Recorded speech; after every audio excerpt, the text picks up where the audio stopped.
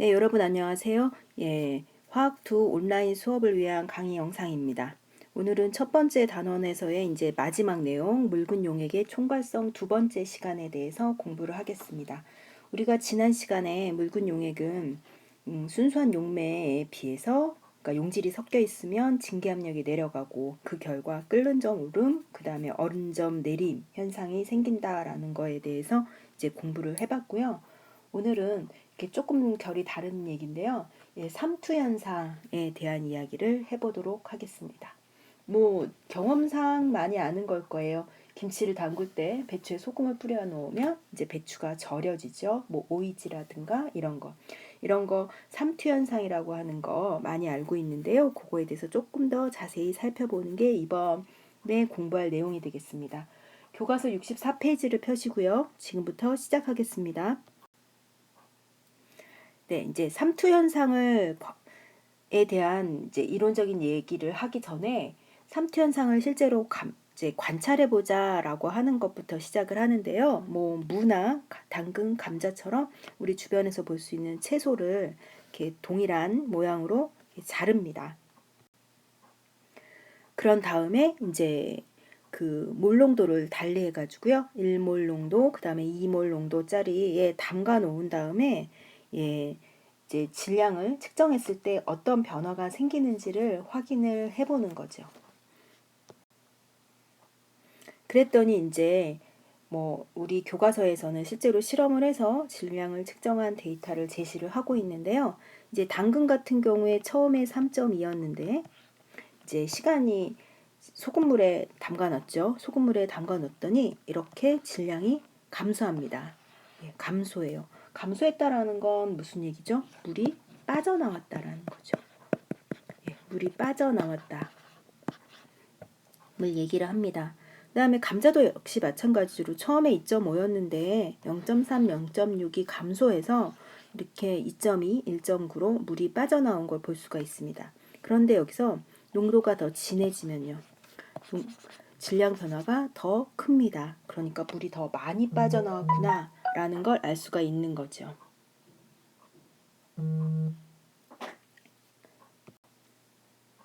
네, 그러면 이러한 자료를 통해서 우리가 알 수 있는 내용을 정리를 좀 해볼게요. 20분 후 각 채소의 질량이 변한 까닭은 무엇이냐? 바로 수분이 빠져나왔기 때문이다. 이죠. 그 다음에 소금물의 농도와 채소의 질량 변화 사이에 어떤 관계가 있는지 한번 토의해보자. 농도가 진할수록 물이 더 많이 빠져나온다. 수분이 더 많이 빠져나온다는 걸 이제 알 수 있습니다.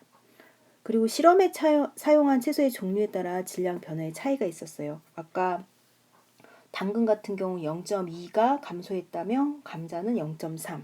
이거는 이제 여러분 감자랑 당근이랑 보면 어느 게 더 딱딱한가요?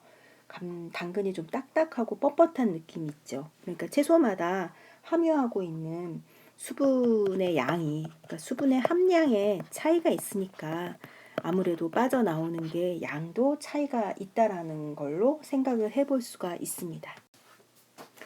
이처럼 배추를 절일 때나 아니면 이 실험에서 보는 것처럼 어떻게 물이 빠져나오는 것, 이런 걸 삼투 현상이라고 하는데요. 이 삼투 현상은 이제 반투막이라고 하는 그 막을 사이에 둔 두 용액 사이에 일어나는 현상입니다. 그래서 반투막이라고 하는 건 반만 투과하는 막이라고 생각을 하면 돼요. 그래서 세포막, 그 다음에 셀로판 조치처럼 물처럼 작은 입자는 자유롭게 통과하지만 설탕처럼 큰 입자는 통과하지 못하는, 즉, 뭐 보통 선택적 투과성이라는 표현을 쓰기도 하는데요. 그냥 물은 통과하는데 용질은 통과하지 못하는구나 라고 생각을 하면 되겠어요. 그래서 삼투 현상이란 것은 반투막이 있어요. 반만 투과하는 막이 있는데 한쪽이 낮은 농도, 그 다음에 다른 한쪽이 높은 농도가 있는데 여기서 물만 통과한다는 거예요. 그러면 이 둘 사이에 뭔가가 이동을 해서 농도가 같아지려고 하겠죠. 그런데 물만 통과할 수 있어요. 그러면 물이 많은 쪽에서 적은 쪽으로 용매가 이동을 하는 거죠. 그래서 물이 빠져나오게 되는 겁니다. 배추 있으면 소금을 여기다 뿌린다고 생각을 해요. 그러면 여기가 농도가 낮고 그 다음에 바깥이 농도가 높지요. 그럼 낮은 데서 높은 쪽으로 물이 빠져나오는 거예요. 이러한 현상을 삼투현상이라고 합니다. 그래서 이제 그림으로 살펴보면 반투막이 있어요. 방금 전에 봤던 것처럼 물은 그리고 그 반투막을 사이에 두고 낮은 농도와 높은 농도가 있으면 얘네 농도를 똑같게 맞춰주기 위해서 용질이 이동을 할 수도 있고 용매가 이동을 할 수도 있을 텐데 여기서는 반만 투과하는 막이기 때문에 용매가 이제 이동을 하면서 농도를 더 이제 맞춰주게 된다라는 겁니다. 오른쪽도 마찬가지예요. 안에가 높으니까 낮은 농도에서 높은 농도 쪽으로 이제 용매가 이동한다. 근데 이 화살표에는 한쪽 방향으로 이동한다라고 되어 있는데 실제로 그러면 이렇게 막이 있어요. 막이 있는데 한쪽 방향으로만 물이 이동을 할까요? 그렇지는 않겠죠. 그래서 실제로는 양쪽으로 다 이동을 합니다. 이쪽에서 이쪽으로 옮겨갈 수 있다면 이쪽에서 이쪽으로도 옮겨갈 수 있겠죠. 그런데 옮겨가는 양이 다른 겁니다. 이제 그걸 그림으로 그려보면요. 반만 투과하는 막이에요. 농도가 낮은 쪽은 용질 입자가 몇 개 없어요. 그 다음에 농도가 이제 고농도, 여기가 저농도. 용질이 많이 있어요. 그래서 이 반투막을 사이에 두고 막 물이 이동을 할 수가 있는데 용질 입자가 용매가 이동하는 걸 막아주는 거예요. 막아줘요. 그래서 이쪽으로 뭐 예를 들어 10개가 갈 수 있다면 거꾸로는 15개 정도 갈 수 있는 거예요. 그러니까 양쪽으로 이동을 하는데 이동하는 물의 양이 다른 거죠. 그러면 결과적으로는 이쪽으로 이동을 하는 것으로 보이겠죠. 이처럼 농도가 큰 용액일수록 용질 입자가 방해를 하는 거예요. 이동을 할 수 있는 그러니까 용매가 이동하는 걸. 그래서 반투막에 충돌하는 용매 입자가 줄어들기 때문에 용매가 이렇게 저농도에서 고농도로 이동하는 현상이 일어난다. 이것이 바로 삼투 현상입니다. 그리고 이제 삼투압이란 삼투 현상에 의해서 생기는 압력을 얘기를 하죠. 그러니까 예를 들어 여기 반투막을 사이에 두고 물과 설탕물을 이렇게 뒀다면 농도 차이가 있으니까 낮은 쪽에서 높은 쪽으로 이렇게 용매가 이동을 하겠죠. 그래서 이 용매가 이동을 하면서 그 생기는 그 압력을 삼투압이라고 얘기를 하고요. 그림으로 표현을 하자면 이렇게 밀려가서 높이 차이가 생겼는데요. 이 높이 차이를 없애기 위해서 농도가 높은 쪽에 가해주는 압력, 이것을 이제 삼투압이라고 할 수 있습니다. 그러면 교과서 66페이지에 맨 밑에 있는 이제 창의융합 사고에 대한 얘기를 좀 해볼 텐데요. 1몰농도 염화나트륨 수용액의 삼투압은 똑같은 농도예요. 1몰농도 설탕 수용액의 삼투압보다 크대요. 그 까닭이 무엇이냐고 한번 토의를 해보자는 건데요. 염화나트륨이요. 염화나트륨은 이제 물에 넣으면 얘가 이온화하죠. Na 플러스와 Cl 마이너스로 이온화해요. 그래서 NaCl이 1몰 있다면 양이온도 1몰, 그 다음에 음이온도 1몰 있어서 실제로 입자가 이렇게 설탕처럼 이온화하지 않는 비전해질에 비해서 이렇게 이온화하는 전해질은 실제로 같은 양의 용질을 물에 녹이더라도 그 효과가 달라지게 됩니다. 얘 100% 이온화한다고 치면 1몰이 이온화하면 2몰이 생기게 되죠. 그런데 이제 삼투현상 같은 경우는 어떤 용질이냐가 중요한 게 아니라 그 용질이 몇 개가 있느냐가 중요해요. 그러니까 2몰로 이온화해서 실제 용액 안에 설탕물은 1몰의 설탕 분자가 들어있는 데 비해서 소금물은 1몰과 1몰, 2몰의 이온이 있기 때문에 그 삼투 현상이 2배가 되는 겁니다. 그렇기 때문에 삼투압이 더 큽니다. 그래서 여기서 전해질은요, 실제로 이 이온화를 고려를 해야 돼요. 그래서 비전해질에 비해서 전해질의 경우에는 이온화에서 입자수가 더 많아지기 때문에 그 이온화하는 입자수까지도 고려를 해야 합니다. 네, 이처럼 이제 삼투 현상, 농도에 의해서 그 순수한 용맥 혹은 낮은 농도의 용액과 고농도의 용액 사이에 그 용맥 이동 때문에 나타나는 삼투 현상에 대해서 이제 반트호프라는 과학자가 좀 정리를 했는데요. 그걸 바로 반트호프 법칙이라고 합니다. 반트호프 법칙이란 비위발성 비전해질이 녹아있는 용액의 삼투압 파이라고 할게요. 삼투압은 바로 몰 농도, 그 다음에 절대 온도에 비례한다 해가지고 식으로 쓰면 파이는 CRT라고 하고 R은 기체상수라고 이제 기체상수를 쓰게 됩니다. 뭐 자세한 얘기는 하지 않겠지만 이제 반트호프를 비롯해서 이제 몇몇의 많은 과학자들이 묽은 용액에 대해서 이제 하다 보니까 이렇게 묽은 용액이 워낙 용매가 많아요. 용매가 되게 많고 용질이 이렇게 몇 개 들어있는 거예요. 이거 마치 빈 공간에 기체가 이렇게 행동을 하는 것처럼 행동을 하는 거로 생각을 한 거예요. 빈 공간이 용매, 그 다음에 용질이 이렇게 자유롭게 움직이는 것처럼 그게 만약 기체랑 되게 비슷하다. 그래서 그 기체, 우리 이상기체의 상태 방정식 있죠. 그거랑 비슷하게 얘가 행동한다라는 걸 발견을 한 거예요. 그래서 우리 PV는 nRT요. nRT를 생각을 해보면 그것의 변형인 식이다라는 걸 알 수가 있습니다. 이게 이제 뭐냐 하면 압력, 우리 기체에서 PV는 nRT 하는데요. V를 이렇게 이항을 해볼게요. 그럼 P는 V분의 nRT인데 V가 기체요. 기체. 그럼 기체가 들어있는 부피. 그 다음에 부피분의 n이에요. 그리고 이거 똑같이 용액이라고 생각하면 그 용액 전체 안에 몇 몰의 용질이 들어있느냐. 즉 이거 몰농도하고 똑같죠. 그래서 이 압력, 삼투압이니까 특별히 압력 중에서도 파이라는 압력을 쓴 거예요. 그래서 파이는 바로 CRT, 이 몰농도. 랑 똑같다라는 걸 알아내게 되었습니다. 그러니까 이건 PV는 nRT에서 나온 식이다라고 생각을 하면 돼요. 그리고 이러한 반트호프 법칙을 이용하면 물질의 분자량을 쉽게 구할 수가 있습니다. 이제 특히 분자량이 되게 큰 아이들이 있어요. 분자 중에 분자량이 막 만 이렇게 되는 애들이요. 그런 애들은 사실 끓는 점 오름이나 어는 점 내림, 그러니까 분자량이 만 정도 되면요. 100g을 녹여도 100g을 먹어도 100분의 1몰밖에 안 돼요. 그러니까 끓는 점 오름이나 어는 점 오름이 굉장히 미약하기 때문에 그거를 실제로 온도계로 측정하기가 쉽지가 않아요.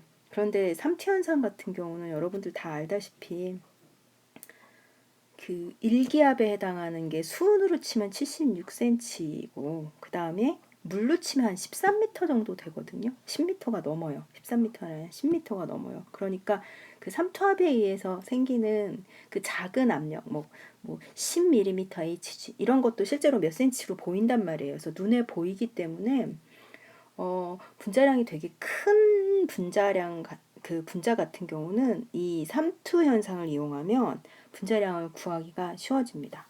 분자량은 어떻게 구하느냐? 바로 PV는 nRT랑 똑같은 방법으로 구하는 겁니다. 이제 한번 볼게요. 네.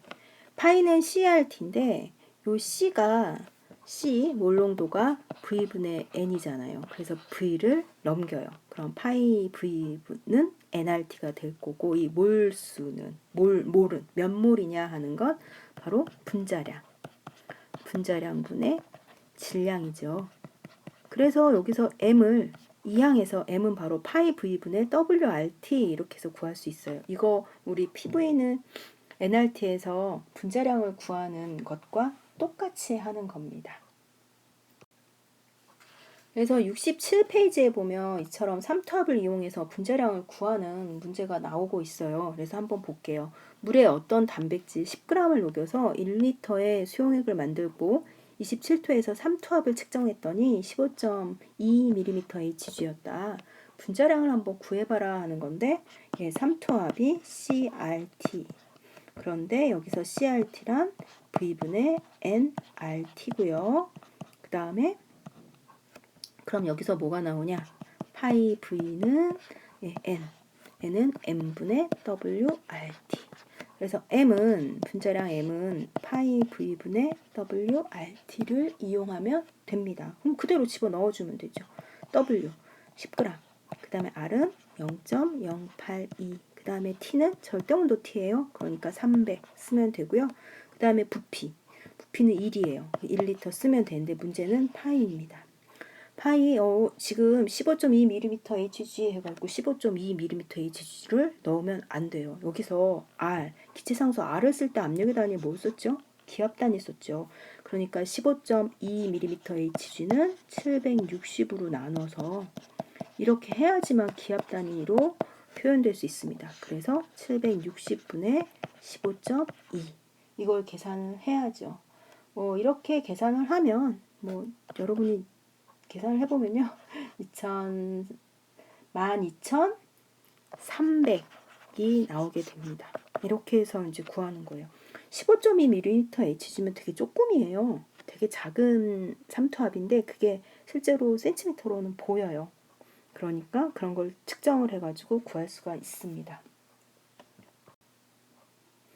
예, 이런 삼투 현상을 우리 주변에서 이제 많이 볼 수 있는데요. 예, 다 아는 것처럼 뭐 오이지 만들거나 아니면 그 배추 절이는 거 이런 거 얘기하는 거 있고요.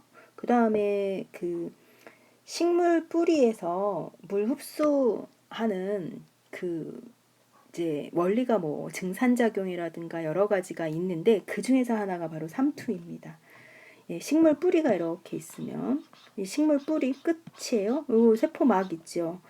이때 흙 속의 물 바깥이 낮은 농도, 그 다음에 뿌리 세포 안에 세포액이 높은 온도. 그러면 이렇게 물이 빨려 들어가겠죠. 예, 그런 거예요. 그 다음에 과일을 잼으로 만들어요. 설탕을 엄청 뿌려가지고 과일에다가 설탕을 엄청 뿌리면 안에 있는 수분이 이렇게 빠져나오겠죠. 그래서 세균이 침투하더라도 세균 내 물이 잼 속에서 그래서 이제 굉장히 과일을 잼으로 만들어 놓으면 그 설탕을 많이 넣어서 일단 잼으로 만드는 과정 자체가 이제 과일에 있는 수분을 막 빼는 거예요. 그렇게 해서 잼으로 만들어 놓으면 그 잼 자체가 굉장히 이제 높은 농도의 용액이라고 할 수가 있죠. 그러니까 세균이 만일에 침투를 하더라도 높은 농도 안에 들어가 있으니까 세균의 안에 있는 물이 빠져나오게 되는 거죠. 그래서 세균이 번식할 수 없으니까 잼을 장기간 보관할 수 있는 이런 것들도 역시 삼투 현상을 이용한 예라고 할 수가 있습니다. 이처럼 우리가 지난 시간이랑 이번 시간에 이제 증기압력 내림, 그 다음에 끓는 점 오름, 어는 점 내림, 삼투압의 생각에 대해서 배웠는데요. 증기압력은 용질의 몰 분율, 증기압력 내림은 비례했고 끓는 점 오름이나 어는 점 내림은 몰랄 농도에 비례했습니다. 또 오늘 공부한 삼투압은 용액의 몰 농도에 비례했어요. 얘네들 다 용질이 얼마나 있느냐, 용질의 양, 즉 몰, 개수와 관련이 되어 있는 입자수. 양이라 그러면 이제 좀 오해가 있을 수 있죠.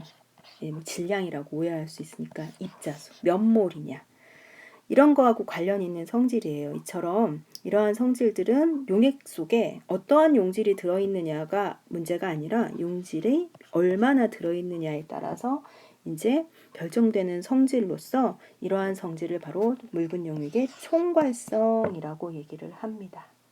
그리고 여기서 이제 아까도 잠깐 얘기했지만 전해질일 경우, 정해질일 경우에는 이온화를 고려해야 해요. 이온화를 고려해서 그 이온수를 다 일일이 따져봐야지 되겠죠. 그래서 비전해질인 경우에는 그냥 몰수만 생각을 하면 되지만 전해질인 경우에는 이온화를 고려해서 그 이온의 수에 의해서 이러한 총괄성의 효과가 나타나게 됩니다. 이렇게 해서 67페이지 맨 마지막 핵심 개념 확인하기 문제를 풀어보면서 내용 공부를 마치도록 하겠습니다. 반투막을 사이에 두고 물과 설탕물이 있을 때 삼투 현상에 의해 물 분자는 어디에서 어디로 물이 있고요. 한쪽이 물이 있고요. 설탕물이에요. 설탕물. 그 다음에 반투막이 있어요. 그럼 이쪽은 낮은 농도고 이쪽은 높은 농도니까 농도를 똑같게 맞춰줘야 되는데 물만 이동할 수 있어요. 그럼 어디에서 어디로? 낮은 데서 높은 쪽으로.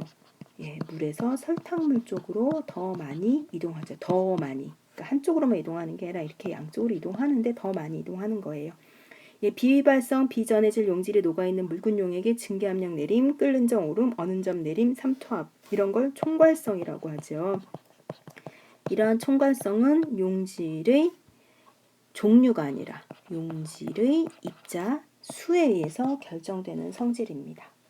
이렇게 해서 우리가 큰 전체 화학투가 큰 4단원으로 이루어져 있는데요. 그 중에 첫 번째 단원, 물질의 3가지 상태 및 용액에 대한 이야기가 모두 끝났습니다. 예, 소단원으로는 7단원이었고요. 강의로는 좀 쪼개서 많기는 한데 예, 뭐 하나하나 듣다 보면 그렇게 어렵지는 않을 것 같고요. 온라인 학습을 준비를 했지만 여러분과 실제로 만나서 수업을 할 수 있는 날을 기다리면서 예, 지금까지 수업 뭐 정교하지 않은 수업 듣느라고 고생 많으셨습니다. 그러면 여기까지 수업을 마치겠습니다.